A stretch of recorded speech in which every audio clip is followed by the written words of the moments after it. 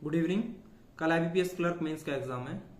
अब हम लोगों को जितना पढ़ना था पढ़ लिए, जितनी प्रिपरेशन करनी थी कर ली अभी तक इसके लिए।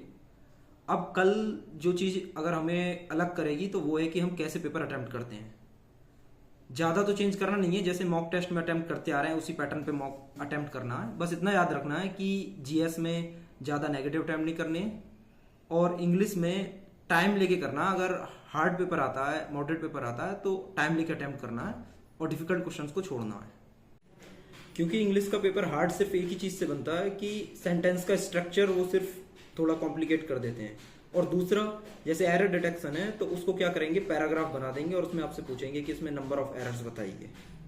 और पैरा सिंबल्स हैं, उसमें आपको टॉपिक ऐसे दे देंगे जो ज़्यादा फॉर्मल टॉपिक्स होंगे, जिससे आप रूबरू नहीं हुए उस टॉपिक से, आपके लिए नया है वो टॉपिक।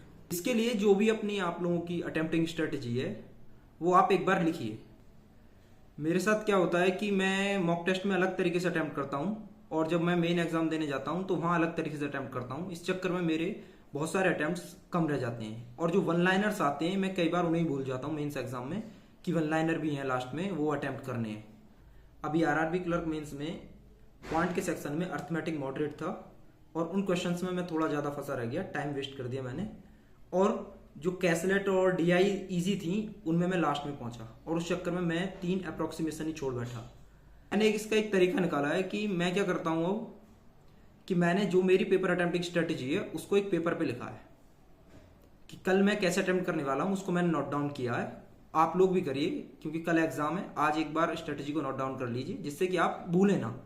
लिखने से चीज़ें ज़्यादा याद रहती हैं और ज़्यादा करने के चांसेस रहते हैं। इस चीज़ का ध्यान रखना है कि जो क्वेश्चन आपने पिक किया है, आप उसको अगर कर रहे हैं तो आपको 1 मिनट या 2 मिनट मैक्स पता चल जाएगा कि आपको कितना टाइम लगने वाला है और बनने वाला क्वेश्चन या नहीं बनने वाला है। कई बार हम ईगो पे ले जाते हैं और कहते हैं कि नहीं कोई नहीं, 10 मिनट लगेंगे, 10 मिनट में बना लेंगे, और फिर 10 मिनट बाद, 11 मिनट बाद फिर छोड़ते हैं क्वेश्चन को कि अरे ये तो होगा ही नहीं। इस चक्कर में क्या है कि बहुत सारा टाइम चला जाता है, और यही चीज़ है जो हमें पीछे कर देती है। इसलिए उस क्वेश्चन को छोड़ के निकल जाओ, क्योंकि इसमें बहुत क्वेश्चन हैं। रीजनिंग में 50 क्वेश्चन है, क्वांट में 50 क्वेश्चन है, तो इजी क्वेश्चंस होंगे और टफ क्वेश्चन भी होंगे।